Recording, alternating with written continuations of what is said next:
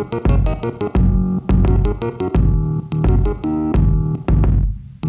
everybody. This is Luke Bajarski with Skift Research. Joined here with me today is Jared Ween, Senior Analyst.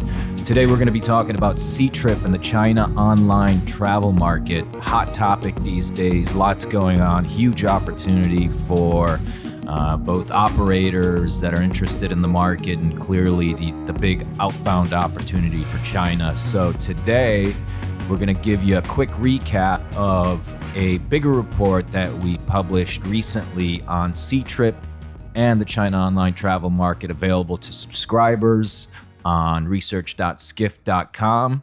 Today, we're going to summarize that report and talk about size of the market, take a look at the opportunity in terms of outbound. We'll look at some travel consumer trends when it comes to the China traveler. We'll talk about distribution and tech.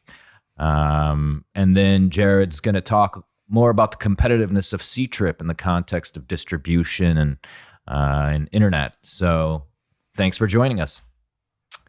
All right, so just to kick it off, we're going to talk a little bit about China outbound travel, just because a lot of the opportunity, a lot of the discussion now based on this particular topic is focused on what the ultimate opportunity is there and what the growth potential is, and how all that weaves into both the online travel market, but also the supplier base in terms of airlines and hotels and how they service this growing market. So how big is the total opportunity specifically for the US when it comes to the China traveler? One huge thing that is worth noting here is just the exponential growth that we're seeing from the outbound travel market in China. So we think about the number of international departures that are coming out of China. Just in the last 10 years, we're looking at a threefold increase. In 2008, we're looking just north of 40 million outbound departures. Going into 2017, we could be looking at very well over 120 million. So that's a huge growth opportunity, clearly. And those numbers, just given the size of the China market and the growing middle class, will just continue to increase. And how does that compare when we look at other markets and the number of international departures that are coming out of the likes of some of the bigger outbound markets? And clearly we got to look at these results here with a little bit of grain of salt. If we think about Germany and the how Germans travel across Europe, going international, it could mean as much as overnight flight to Paris from Berlin, for example. So there's a little bit of apples and oranges comparison here when we think about just relative distance and travel habits. But again, if we think about international departures, China is already outpacing a lot of the big markets that we see. In the US, for example, 73 million outbound international departures.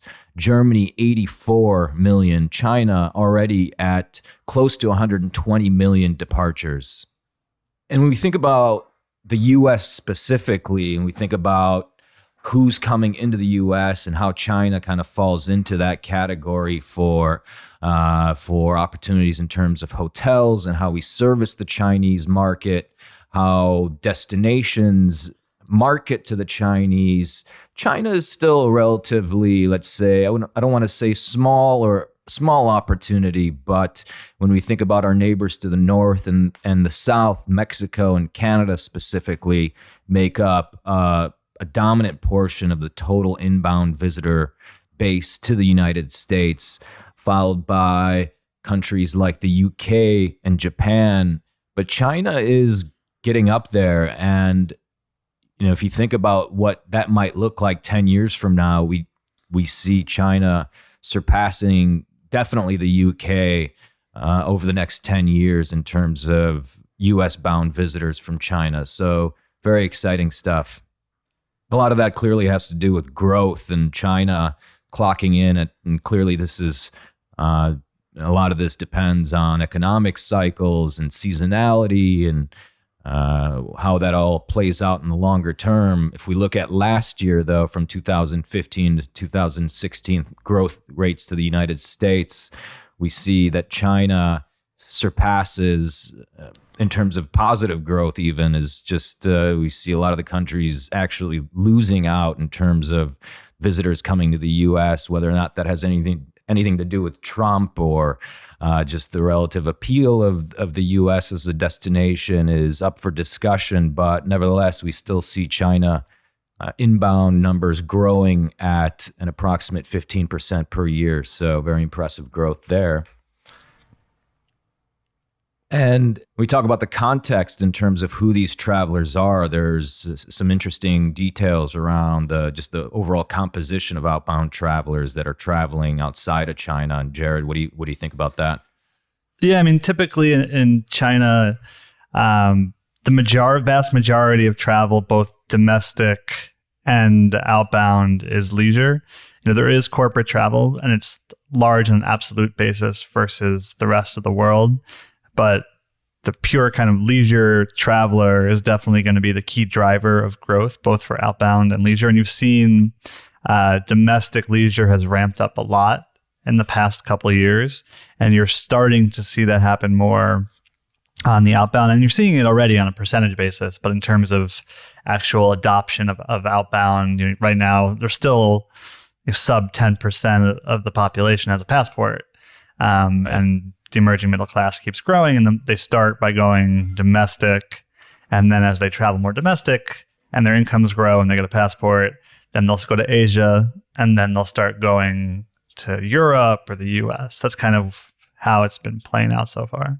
Yeah, that's really interesting. You think about other markets, other developing markets like Brazil, and the airlines and the hotel groups that we speak to over there. A lot of the business that's coming both domestically and internationally is coming from the corporate business travel side. So just the fact that it's really the China outbound market is really leisure focused is really a unique opportunity there around hotels, and just whether or not it's unique, whether it's an opportunity, just it's a consideration, right, in terms of how we market to that. Yeah, I think it's important for any hotel or destination that's looking to bring in the China traveler to make sure you focus on kind of the leisure vacation market over corporate. Corporate will take care of itself as a hotel. Like if you have, typically what you're seeing in the corporate side is the companies that can spend enough to send people overseas, they'll typically stay at one of the big chains, which actually the brands there tend to be higher scale. So the same brand in China will tend to be nicer than it would be elsewhere.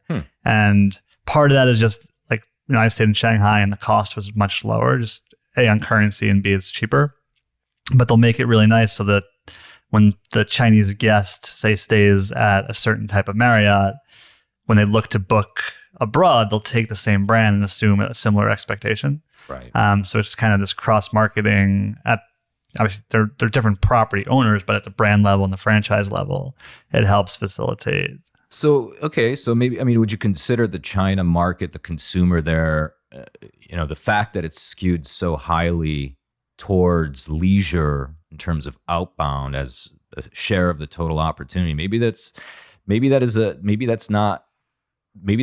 negative, right? It seems like the leisure travelers perhaps higher cost of acquisition, lower average spend than the corporate traveler that may or may not just kind of take care of itself, or you have to actually cater to the leisure traveler with these like unique kind of campaigns and brand love and all that stuff that is much more difficult to convince people than just, hey, look, you got a business trip, here's a hotel. Yeah, I think it's definitely more difficult. And if you say like on a one-to-one basis, would you be more profitable on a corporate traveler if you're the hotel? 100%.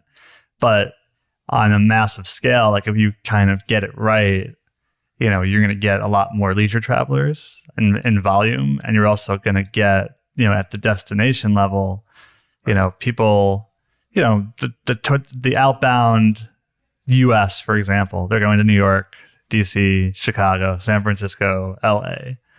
But there's a lot of opportunity for the rest of the country to, get that person that comes to New York for the first time to maybe, drive down the coast and maybe go to Florida or, go see the rest of the country. And, you're seeing that more in Europe and places like Ireland. And yeah, I mean, that's a really good point. Just thinking about price sensitivity, leisure versus business travel, and what that means for airlines and hotels pitching to that China traveler. Just kind of be aware that the China traveler may, at least maybe not, maybe more price sensitive than other markets. But then again, if you think about who's actually traveling from the China base, right, we're talking about people that with high disposable incomes relative to the national average, right? Right. I mean, once more outbound becomes more widely, then they're going to be very price sensitive, and domestic already, is. But that small subset, and again, small, I say on a relative basis, percentage, and on an absolute basis, it's still very large just because the population is massive. But say that 5% or maybe even less of the population is an outbound leisure traveler, right? They tend to be way, way, way above the typical China income. These are people that maybe, work at Ctrip and they're pulling in 100-something thousand, 200,000, maybe whatever a year. Right. And where the per capita income in China is, I don't know, maybe 20 grand at this point.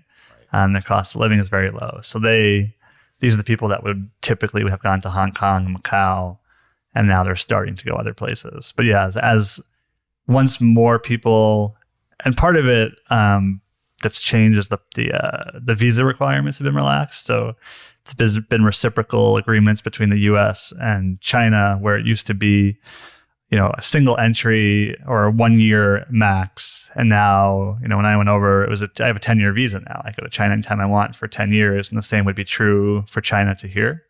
And they're trying to do more of that in other countries. So I think you'll see more, still hard to get a visa and expensive relative, depending, right? Chinese visa to America, to US is expensive.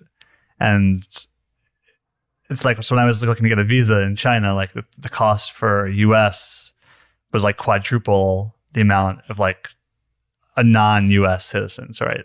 So I mean, there's if say I want to go to China, it costs me maybe $100, $200 per person, whatever it is. But if say somebody from Thailand wants to go, it could be $20.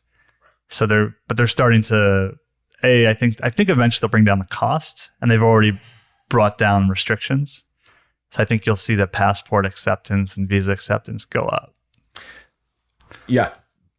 Price sensitive, not sensitive, visas, no visas. That the point here is that the opportunity is huge. Yeah. International tourism expenditure out of China increased by 11 billion in 2016. Reaching over 250 billion total. So it's the world's leading outbound market, according to the UNWTO. So clearly something to pay attention to for global brands and even local brands at the destination level that want to tap into that. And the question is really who these people are, and how do you tap into that market that really operates on a very different ecosystem when it comes to the internet and commerce and travel shopping in general. So that's a big question that we're very interested in at Skift. I think everybody's very interested in, just because the worlds are so different, who these people are.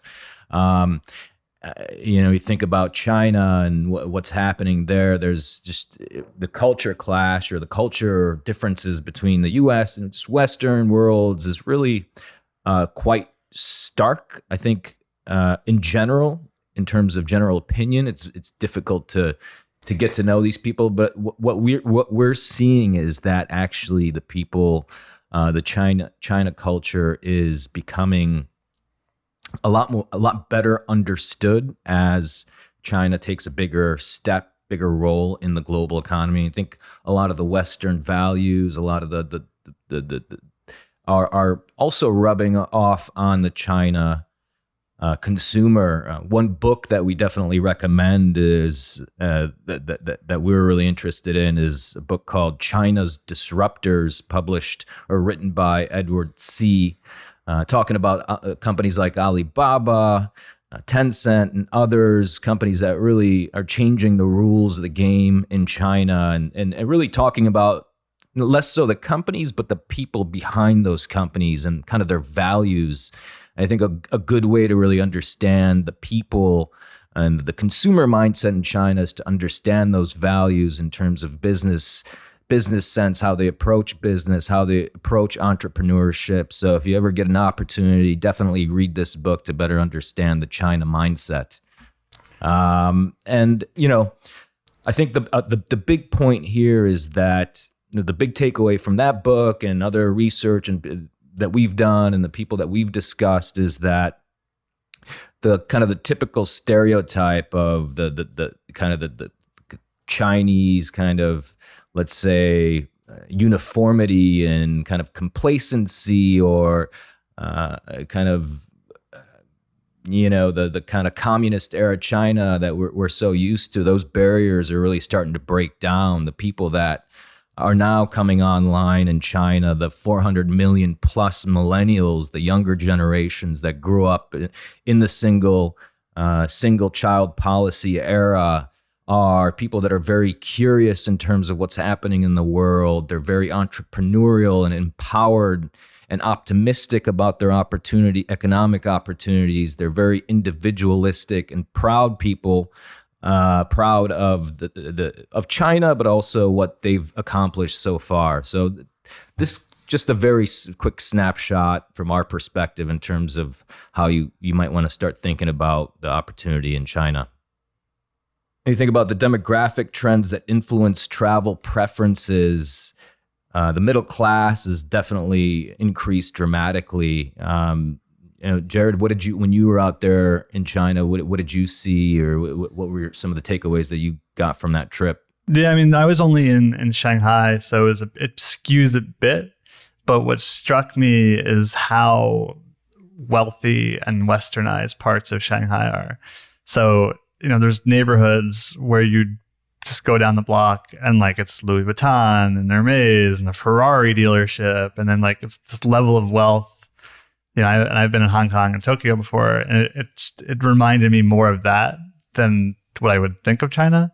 But then there are other parts of Shanghai where, it's way less developed. And Shanghai is massive, right? So, from my hotel to Ctrip was an hour and 20-minute drive. So it's a massive sprawling city. And it's just, but you're seeing for sure in tier 1 cities, and then from my conversations, the same would hold in Beijing, is that the wealth effect has increased a lot, and you're seeing a lot better quality of life, and you're also seeing that driving domestic travel from people in 3rd and 4th tier cities that are traveling to Shanghai and to Beijing, which down the road also fuels the potential for outbound. But in the meantime, you're definitely getting more leisure travel domestically. Obviously, as a whole, China still has a ways to go because there's plenty of rural parts of the country that are pretty poor, and 4th, 5th tier cities that are very poor. But in the big powerhouse cities like Shanghai, I mean, you could easily feel, that you were in Hong Kong in parts of the city. Yep. That's amazing. Yeah. And this, we've talked about the kind of the generational gap. We got this, the younger generation, the upper middle class, those people that are kind of under 35 is really starting to grow. These are the ultimate, from our research, it sounds like these are the kind of the big consumer spend. These are the big spenders, the market that we should really be paying attention to, right? The millennial generation, those that are under 35, these are the people that are going to be traveling, looking to explore outside of China, really trying to get out there, both on a business and leisure capacity. I think one of the other stereotypes that we often come across is that the group tour is kind of the quintessential way that Chinese tend to travel, where you might see, droves of tour buses with Chinese travelers. And I think obviously that's still a big opportunity to service that part of the market. But what we're seeing is a rise in the independent traveler of China. These are people that have been abroad before, that know the drill. They know what the trade-offs are in terms of being able to build your own trip versus kind of the traditional tour, and they're loving it. When we looked at some data from the China Luxury Advisors and Fung Business Intelligence Center, great survey that they did, we saw that the share of those that are traveling part of a group only accounts for about a third, and those that are buying travel packages independently are also a third. And then you have this other group that are really kind of paving the way in terms of just going off on their own, making it all my own travel arrangements with no tour guides, as approximately 20% of the total. And we're seeing, just like you're saying, Jared, you're seeing that trend kind of play out in the tier one cities, where you have much more of that independent traveler base in the bigger cities, with the lower tier cities still depending more on group travel. So, and that shift continues to occur when we look at across the board, but also at the consumer level, the individual consumer level. When you think about most recent trip and next trip, it looks like the China traveler is really building an appetite for buying travel independently and then making their own arrangements with no tour guide, which kind of makes sense if those that have been on travel trips before know how that goes. With that said, though, travel agents are definitely still relevant in China. Think about the way that people are buying trips, buying airfare. About a quarter of what's happening in the market is still offline. Jared, maybe you could talk a little bit about what the landscape looks like in terms of traditional versus online, very briefly, and we can talk a little bit more about them and get into Ctrip. Yeah, I mean, it's probably somewhere in the neighborhood of 30-40% that is booked online. So there's still a ways to go. And, as you said, there's the younger demographic that has grown up with the WeChat being used for everything, an app, not necessarily apps that we have in the US and Europe, where there's like a lot of apps, from almost like a super app where WeChat does tons of different things and people just go on Ctrip directly and book. You're seeing more of that being used. And part it's just kind of a way of life. Like, they're always on their phones. People there, in some ways, that people, when I was talking to people, they joked they kind of skipped the PC generation and went straight to mobile. So they're like these, I guess the stereotypical for mobile native, whatever you want to call it. Like, the younger generation has used it, and as they get older and have money to travel, you're seeing this adoption to online bookings. And then even at the corporate and the older level, is it's people that, especially in the outbound market, like if you're the type of traveler that's going outbound, chances are you're, whether you're just using China local apps, or you travel so much that you're familiar with without using VPNing and whatever to maybe still using Google and Twitter and Facebook when you're outside of China. Yeah, and one interesting thing I heard, I can't remember where, but that whole leapfrog effect in terms of going to mobile and going online versus offline, a lot of that, or just pure adoption in terms of social media in China, was actually driven by the one-child policy, where if you think about it, you have whatever billion plus people that all are single children. The best way to communicate there is via social media. So that uptick in terms of just the relative popularity of social media is a direct result of the fact that people are connecting via these virtual networks, online networks, because they have, just in terms of building that social network is that much more important in the absence of more direct family connections. So that's really interesting. And, the whole super app idea of WeChat we'll definitely talk about later on here. Social media, again, it's an important tool, and I don't think anybody doubts that. travel websites and blogs are very popular, particularly among the younger generations. We see the 30 to 39 type category using that resource for trip planning, which is interesting. What we see, though, is that where the travel agents and tour guides tend to skew towards a bigger share for the older generations, and that's something similar habits that we see in the United States and Europe. So you're thinking about the China outbound opportunity. Clearly, we want to know there's some seasonality considerations that we want to think about from data that we collected from a company called Forward Keys that looks at OTA data on outbound flights. We see kind of 3 key peak periods playing out in the outbound market around the Chinese New Year, which they consider the Golden Week, the Chinese New Year, which plays out around January, early February, National Day, which is usually October 1st through the 7th, and then the summer holidays for through July and August. So one thing we want to consider is clearly the different preferences and tastes that the China traveler has, what they're looking for when they're going abroad. There's a lot of discussion around that, a lot of questions around that. And from just the general sense, it sounds like, the China-friendly type accommodations, or at least doing something, go a little bit above and beyond to kind of reconnect the China consumer back to what they're used to. Giving them a little taste of home makes a lot of sense.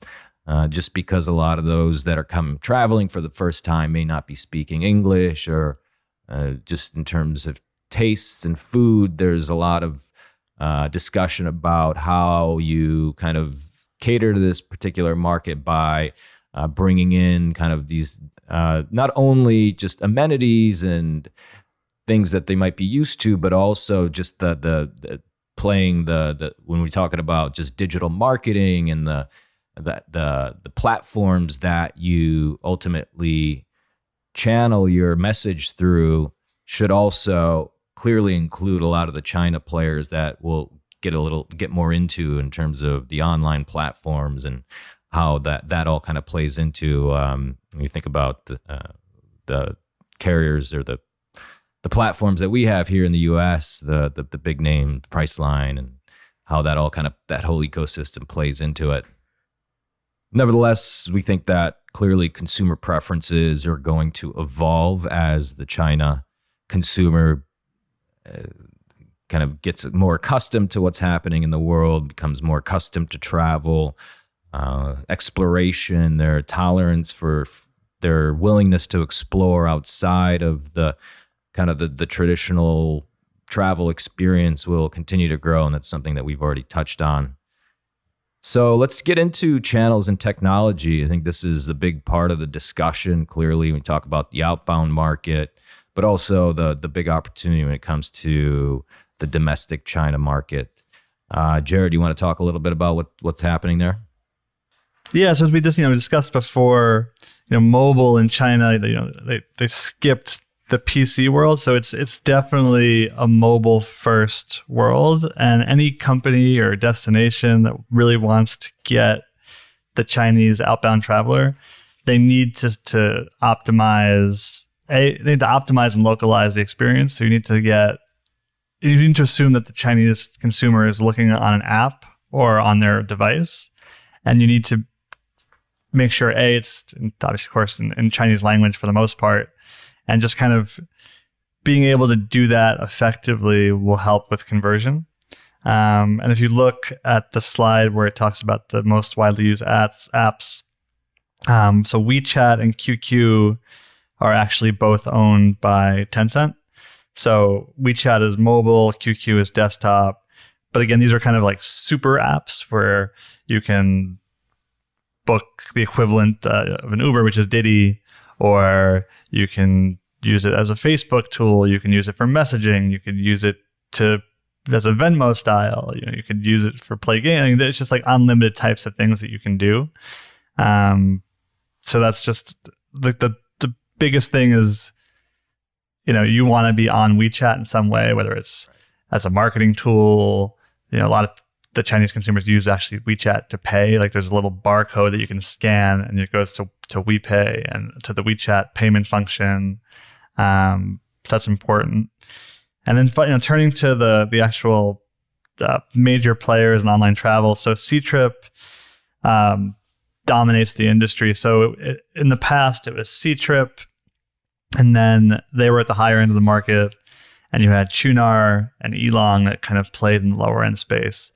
And you've had, up until a couple of years ago, there was a lot of price competition, and it was called coupon wars, where Qunar and Elong were trying to take share, and they would eat into their own commission rates and hurt margins across all the companies. And so what Ctrip did is they effectively consolidated the entire industry. So they took controlling stakes in both Qunar and Elong. Elong was actually when Expedia controlled it and divested, and Ctrip was one of the buyers. But the main thing is that after that, those two acquisitions, there's been price rationalization. So you have commission rates in China for the OTAs that are in the 10 to 15% range. And if it was a different country, the type of hotels that are there and the control they have of the industry, those rates would be 25%, like Booking.com has in parts of Europe. However, the Chinese government, it's not explicit, but in my conversations when I was there, if you start pushing those commission rates above 15%, they're not going to be happy. And that's important in this market where you can be successful, but you don't really want to kind of rock the apple cart, if you will. But they're kind of in that steady 10 to 15% commission range. And if you look on the Ctrip financial page, you'll see they're still very early in their revenue ramp. Talk about hotels here, right? Oh, for the 10 to 15, yes, of course. Yeah, airlines is anywhere even lower in China, just because the government controlled airlines. The government controls the top three. And actually, this is a good segue for that too. So Ctrip was getting Ctrip after they took a stake in Qunar. The major airlines were basically, the government was pushing for more direct bookings through. But unlike in the US, where a hotel books for direct booking, when the Chinese government that owns an airline pushes for direct booking, they pull it off of Qunar and they say, okay, I want 60% bookings coming to the website, coming, not to an OTA. And what Ctrip subtly did is they took a stake in China Eastern in April of 2016. And my conversations when I was over there with a lot of companies, basically China Eastern was the most open, business friendly of the government-owned airlines. And by taking the stake and having the Qunar stake, they were in a much better position to negotiate with the Chinese government. Right, one big kumbaya. And, right. My sense was that Ctrip knew how to play the game and, had a good relationship with the government. And Qunar was less so, and it kind of makes sense thinking about the brands, like Ctrip's a much higher end brand, and Qunar was kind of the discounter and hustling to try to take share, and that they didn't have the relationships with the airlines. But anyway, so the airline commissions are in 0, 1, 2%. You're probably 1 or 2 on public foreign carriers on outbound and also domestic routes. But if you look at the revenue numbers, so you'll notice in 2016 there was this massive jump. A big portion of that is actually the Qunar acquisition, but even taking that out, you're still in the 30% range. And operating margin right now is in the 10-ish% range. And the way we see it, and we can skip ahead 2 slides where we have a margin trajectory. And we realistically do see that operating margin could hit Priceline type levels. You have the kind of the several things going on. So you have what we talked, outbound, which is now only about 25% of profits, and it's a higher margin business than domestic. You have increasing domestic leisure travel more price rationalization, and then also one thing that's an advantage for Ctrip versus when you look at, say, a Priceline or an Expedia is it's less competitive for search engine optimization. So where in the US and Europe, spend on Google is growing faster than revenue, for Ctrip, it's the opposite, right? So they're spending on digital channels, but they can, over time, they can grow revenue faster just because they don't need it as much. Like they still want Baidu and they still need it, but as the leader in online travel, and especially in a higher end market, so it sounds like they all are also seen an upside with the Skyscanner acquisition, right? There's been some discussion around yes, that.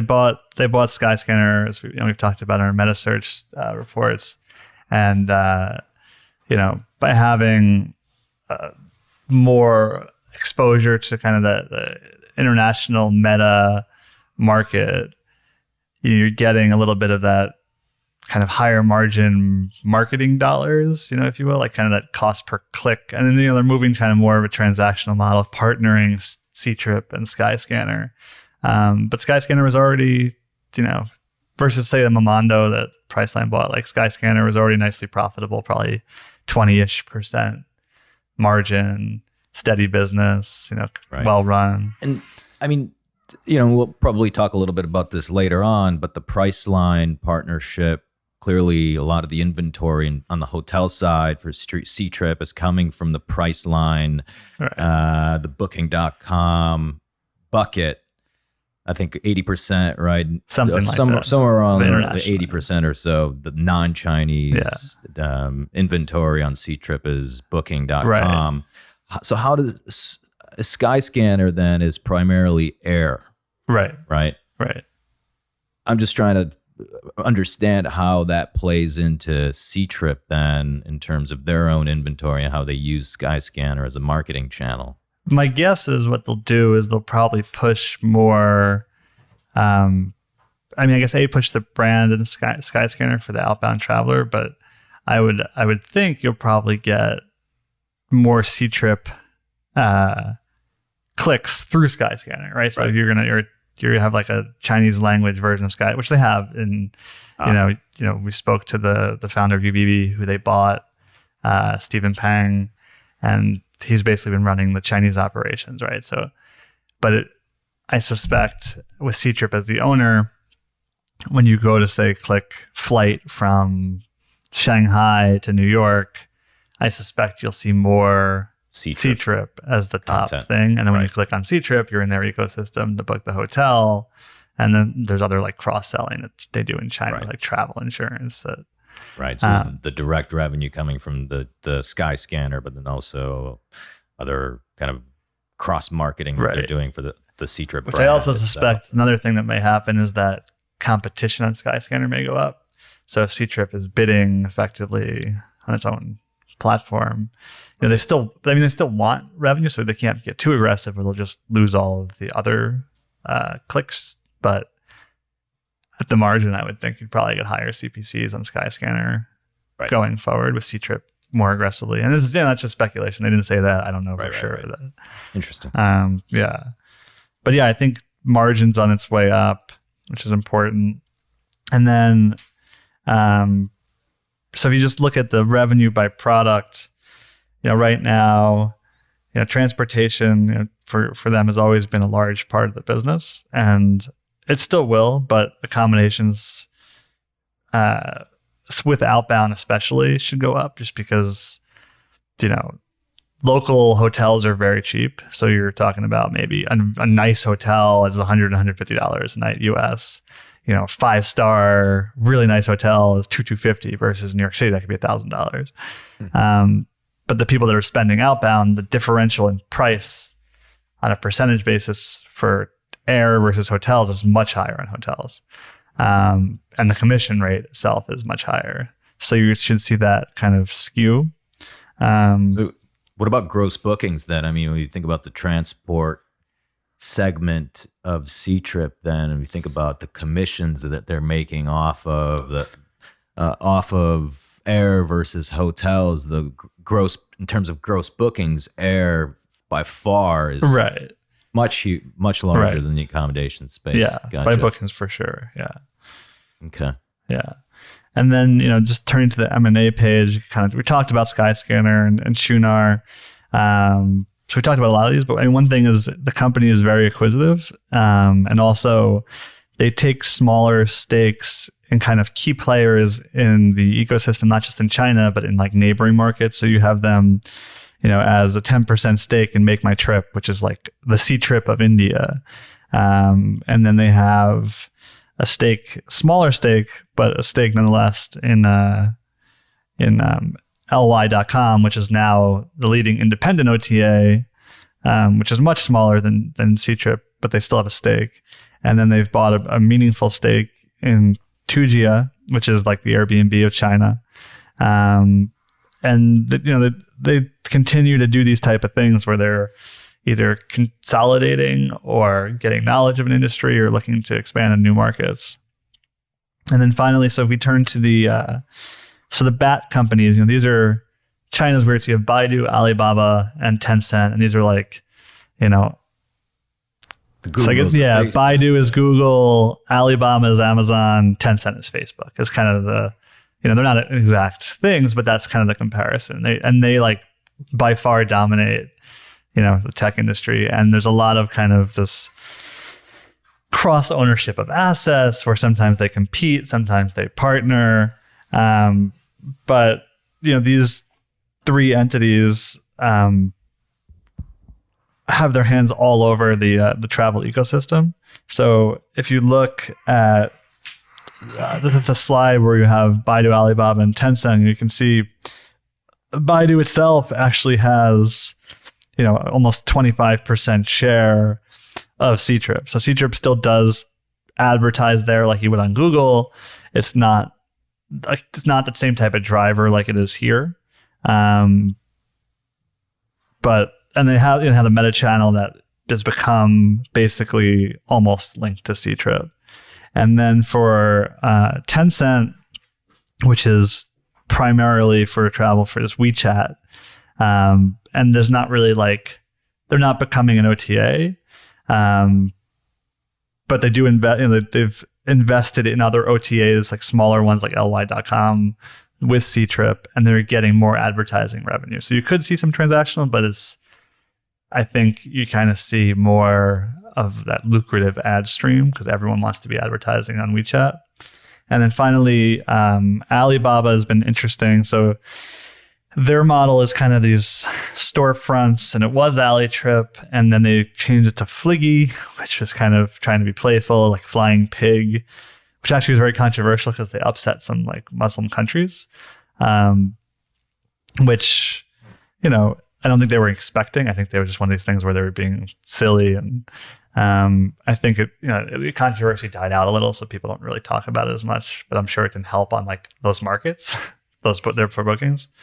But they're trying to like focus on the young millennial type traveler that would be on Alibaba doing other things.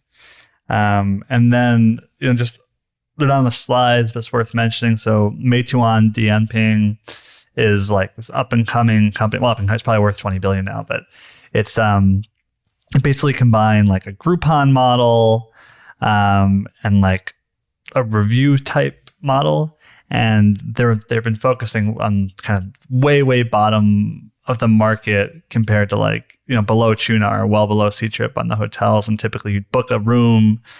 It's like online, offline it's called. So you book a room on Meituan and like almost like a Groupon type thing, except you have to call, right? So you book the room, you get the coupon, and then you call the hotel. Maybe it's like a 60-70% discount. And you say, hey, I got this on Meituan, I want to book. Can I stay this? And they'd be like, no. And so it's a whole hassle, but it's very cheap. And there's been rumors that Ctrip could buy them to kind of prevent them from moving upscale, which is possible. Like it's a big company and there's stake in it. I forget who has a larger stake, if it was Tencent or one of the big three or two of the big three have stakes in it. So there's resources to move upscale. But Ctrip could do kind of a defensive acquisition. And I think Ctrip actually has a stake too, if I'm not mistaken. They might not, but I lose track of all their small investments. But I could easily see them taking a stake in Meituan to prevent kind of a new OTA from trying to move up, and also giving them more on the lower end, and as they move to like third, fourth tier cities, which they said is a big growth driver. Yeah, no, so yeah, that's really interesting. So clearly there's the ecosystem in China is vastly different than what we see in the United States, and not surprisingly, just given the way that the government has kind of closed off the market to foreign competitors, letting that ecosystem kind of mature on its own, building their own brands, which has been great. So what does that mean for the local hotel in DC, or even the chain hotel that wants to break into this market? I think it's that those companies that are already plugged into the usual suspects, Priceline, Expedia, TripAdvisor. Is it going to be, oh wow, the China market? It's a great opportunity, but is it really worth all the hassle in terms of connecting to all these different platforms? So, just thinking about some tricks and tips in terms of what we should be thinking about as these two universes collide, right? And one thing that kind of continues to pop up from our end in terms of the coverage that we do on skift.com, and some of the things that continue to play out is the role of payments, and how that could potentially be a way in for the likes of airlines that want to cater to the Chinese market, but and are looking for avenues. WeChat, again, we keep talking about WeChat and how I think it's 80% of the China online consumer is on WeChat. Everybody's using WeChat and paying for things online through the app. So offering those payment systems, those compatible payment options, I think could be an important part of the whole equation in terms of connecting to that China universe. And who knows, maybe we'll see companies like PayPal and like Braintree offering integrations into these new payment systems. As far as I'm aware, that Braintree currently doesn't offer connectivity to WeChat, but we can see alternatives where local vendors in the United States could easily plug into the WeChat feature as a payment option for the China market. So just one thing to think about. So let's talk a little bit more about the presence of non-Chinese brands in China, and what how suppliers should think about what the opportunities are there in connectivity. And Jared, what do you think here? Yeah, I think the biggest lesson, kind of looking at the two paths Expedia and Priceline took that are very different paths, is it's a really big opportunity, but it's a very, very unique market, like more so than any other part of the world where there's a meaningful opportunity. And Expedia, they had Elong, and they were basically managing themselves at the corporate level, and it failed. It wasn't a terrible company, but it wasn't making money, and they sold it and they moved on. They still have some sort of loose partnership agreement where there's some business there, and they have their brands are still in China, but essentially it didn't work. Now for Priceline, instead of trying to just push directly in, they said, okay, we have Agoda in the rest of Asia, which is a successful brand, not necessarily focused on mass China outbound, but a very good Asian OTA, Japan and Thailand, and basically the rest of Asia. And what they did is they've said, okay, let's partner with Ctrip. And they also took a very large stake in it, which has been lucrative based on how much market cap Ctrip has grown since they've taken the stake. But they essentially own close to 10% of Ctrip. And Ctrip at a $28 billion valuation, they now own $3 billion or so worth with the potential to buy in at up to... I think it's 15-ish%, yeah. So, and then on top of that, they share the inventory we talked about before. So Booking.com provides the outbound inventory. The Ctrip consumer goes to click, they book, they see at the very end, powered by Booking.com.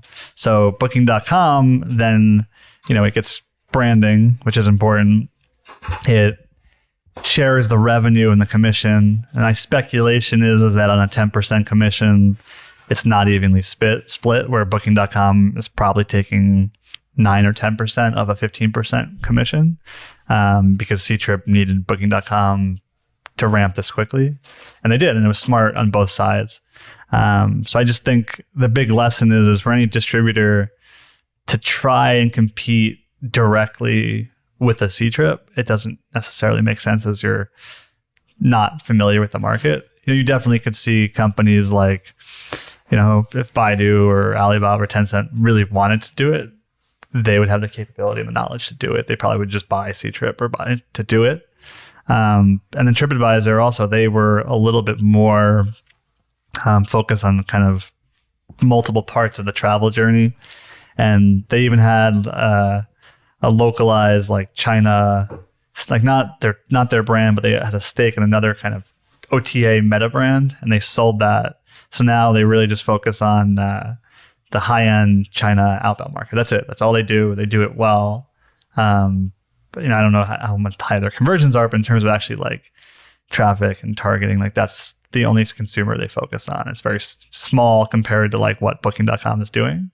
But it's smart. Like they're going in kind of their circle of competence and they're staying local. But if they really want to like have it be a meaningful driver of growth, they probably need to partner and do what Booking.com did. Find more local partners. Whether that's Baidu, Alibaba, Tencent, someone smaller.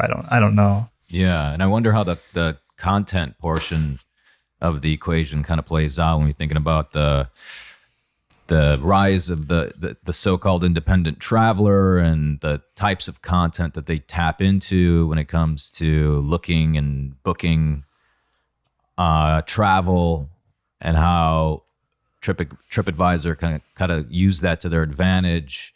Particularly when you think about just translated content, not only as a way to engage the customer, but also in terms of just keeping them within the ecosystem as a kind of a platform-based app opportunity there that offers not only tours and activities, but also hotel and air. But I guess Ctrip does all that stuff too, right? So it's right. Ctrip does everything from tours and activities to airlines, right? So right, and they experiment like right. I don't speak Chinese, so I don't know the exact ones, but on their like local app, the Chinese app, they have like, they call it the Baby Tiger program, where they experiment with different things, and certain bus things were that, and they'll do different types of like there's like pink and green little boxes in the bottom of the app where they'll experiment with different things, but they have all of the main, air, rail, car, hotel. At least for the domestic market, for the domestic. Right, for the domestic, for like the domestic, like they're right. And that's the thing, like outbound is very important as a growth driver, but for Ctrip, it's only 20% of the business probably. Right. But they have a whole company-wide initiative to speak English. When I spoke to the CFO, it was her first English language interview. And I was like, your English is fantastic. And like, that's a big push. They've been like, they're trying to make it. They were actually saying that Ctrip now is a dual language company. So there's like this Chinese and English is now an official language. So. Right. About TripAdvisor. There's been a lot of discussion in the market about Trip and, potential acquisition as a potential acquisition target, and there've been some names floating around about who could potentially buy TripAdvisor. We saw that play out with the likes of Skyscanner, and a deal that moved very quickly. I think it was like we talked to the leadership over at Skyscanner. I think they said like it was from like them approaching them to the actual sale was like 2 weeks or something like something that. quick. I don't know. Something quick before they knew it. They were running on powered by Ctrip. So I'm wondering what the opportunity there is for a potential TripAdvisor acquisition by one of the bigger China players. And it's always speculative at this point, anybody's game, or whether or not Trip is even in a position, but something to consider. Yeah, for sure. I mean, the Chinese players are possible. I would still say the price line makes the most sense. Sure. Owning like a key distribution channel, so you get the value, on top of the brand, but like, the whole value of paying yourself, where the Chinese brands don't really market on TripAdvisor, so you're not removing a marketing channel. But if they want to move into travel, it's a great international brand. So it's certainly a possibility for sure. Right. And we'll really be talking about some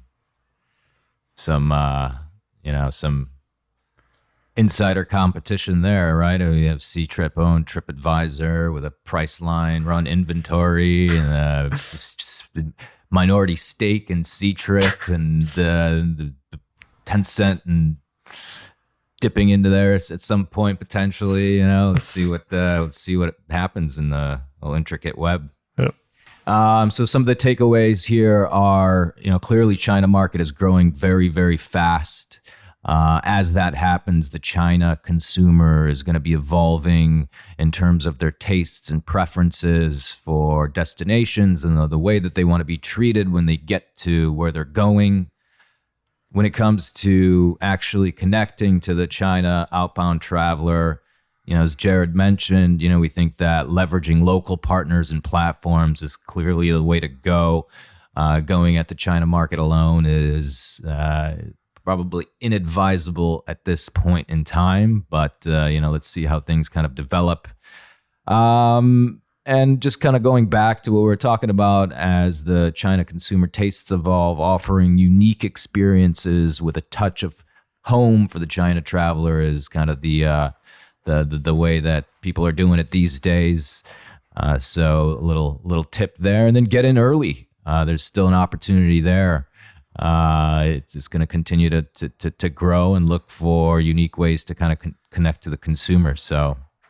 What do you think? Any final words? The one last thing that we forgot to mention is the South Korea example.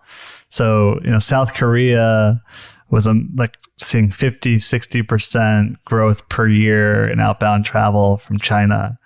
And then the THAAD missile controversy happened, and China has decided to ban organized group travel, which by in itself might not necessarily cause the decline, but the fact the government was basically saying, don't go there, legally don't have organized group travel, but then also pushing not to go. You saw like cruise ships refusing to go, and travel to South Korea dropped 60-70%. So It's one of these things where it's a huge market, and outbound as a whole will do extremely well. But if you're like a DMO or someone that's like, trying to focus on this, it's important as you're spending to make sure that's kind of variable spending, where if something happens, you can easily pull back on because marketing, of course, you could pull back. But if you start going down too much like China unique infrastructure and really targeting it, or, long tail TV campaigns that you have forward contracts, there's a lot of risk if something goes wrong. But the opportunity is very big, so It's something to watch. Yeah, that's a really good point. What is the return on investment on the China market ultimately, and that's the big question. Right. It's a big carrot, but what's the payoff? Right. That's a perfect way to end. All right, everybody, thanks so much for joining us.